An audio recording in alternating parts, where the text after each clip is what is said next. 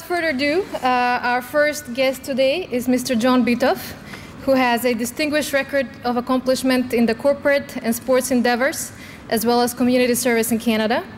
He is the principal shareholder of Obelisk, which controls several businesses in Canada, including a wireless services company, the Canadian Satellite Radio Holdings, which operates as XM Canada, Prism, which is the largest operator of restaurants in Canada, as well as a real estate investment trust. Mr. Bitove was the volunteer president and chief executive officer of Toronto's bid for the 2008 Olympic Games. And he was also the head of the organizing committees that brought the World Indoor Athletics Championships and the World Championships of Basketball to Canada in 1993 and 1994. In 1993, he also founded the Toronto Raptors Basketball Club. He led the NBA franchise bid process, launched the team, and created the Air Canada Centre, which is Toronto's major sports and entertainment venue. For his efforts, he was recognized with Canada's Basketball's Award of Excellence for his success and contributions to amateur and professional basketball in Canada. In his involvement with the community, Mr. Bitove founded School Life to support the School Life Fund to support public elementary schools across Canada in the areas of drama, recreation, arts, music, and sports. And since its inception in 2005, this fund has raised over $2 million, helping to make school life more enjoyable for thousands of public elementary school kids. He's also, among his many numerous charity and volunteer activities, he's also on the board of trustees at Wake Forest University in North Carolina, and he's married to Randy Bitove, and they have 3 children. I will now ask Mr. Bitove to come up and give his introductory remarks. Thank you very much, and it's an honor to be part of I knocked off your microphone here. It's an honor to be part of this group. All of my babas and dedos are Macedonian. I've been over to the country several times, and I'm a very proud Macedonian, as are my children.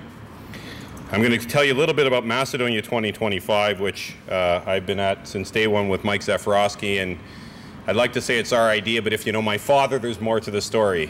He had a meeting with the president of Macedonia about 5 years ago, and the president said, we'd like to get knowledge from some of the business people from the diaspora, some of the people who can help us develop an economy in Macedonia, and what should we do?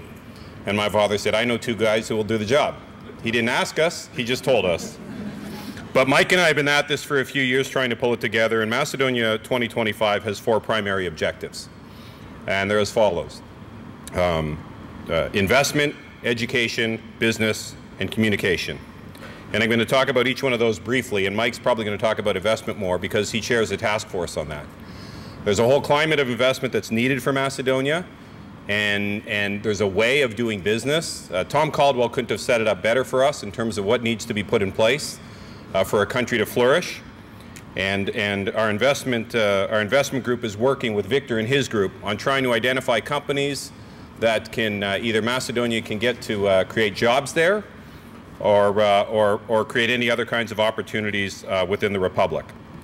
On the educational front, we've created programs for education and entrepreneurship and executive programs. What we're trying to do is not only send kids from North American and Australian schools to Macedonia, but also to bring Macedonians over here for a summer or a semester, to get an internship, to get programs affiliated with universities. We've been talking to York and U of T in Toronto, Indiana, Purdue, Wake Forest, Queens, to name a few more.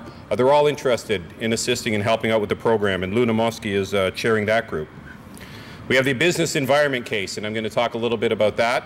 It's something that is trying to work with the other embassies in the other countries with respect to the perception of Macedonia and what needs to happen and what needs to take place, because as Mr. Caldwell said, reputation precedes investment in every case. And finally, communication, and Susan Nachevsky is that.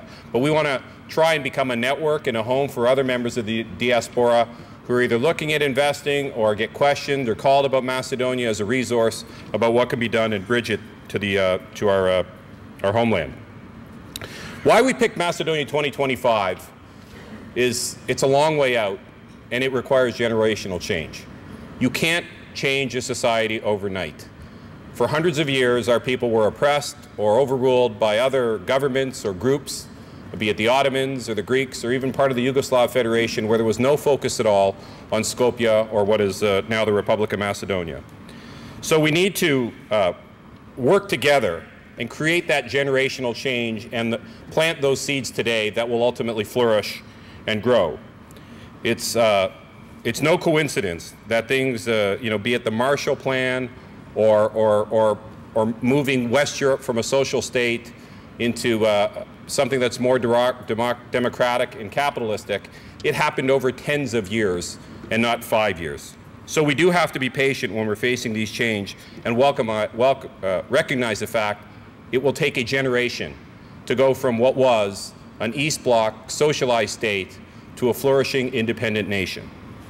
Some of the things that we've spotted so far that I think most of you who've done business in Macedonia, either from abroad or there, that are vital.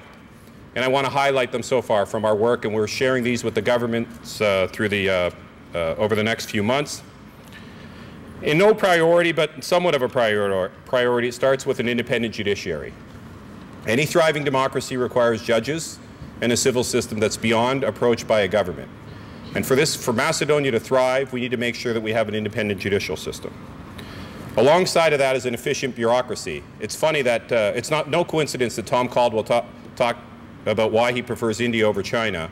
India has a tradition of British law. They have a system of bureaucrats throughout the government, so that every time the politics changes or a new government is elected, all the civil servants are thrown out of office.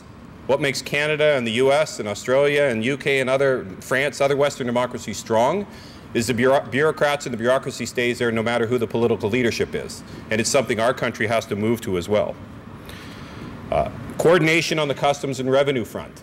There's lots of stories, not good ones, about issues with customs or using the revenue systems to show favoritism for people or businesses. Issuing work visas for foreign citizens. We don't have all the brain power in Macedonia to turn the economy overnight. There are people who would like the chance to work there, and we have to welcome them, even if they aren't Macedonian, to try and help and grow our country. Lending laws and loans to small businesses and medium-sized enterprises are something that's vital. It's not a coincidence now, after the recovery in the US and Canada, that you're hearing the governments talk about the next step for banks and lenders is making sure that small businesses and medium-sized businesses get access to capital, because it's important. Fighting against corruption in the gray economy, this is going to be a generational change. For tens of years, our people were used to a certain way of doing life, call it black market, gray market, whatever else. But for, one of the issues in Greece they talked about is over a third of the economy is done under the table. And it's no coincidence that when you try regulating or strengthening the economy, you can't when you don't even know where to look to the people who are in charge. Some of the other areas we've identified, and it's funny, the question was asked about the European Union, but what we've taken a non-political approach to this, and this goes beyond the name, but there's something called the acquis communautaire, which is basically the principles of what it takes to be an EU country. It has to do with debt management, judiciary, the bureaucrats, some of the points I talked to before. And we believe that for Macedonia to thrive, whether we join the EU or not, the principles that make a strong EU nation are something that we as a country should be striving for as well.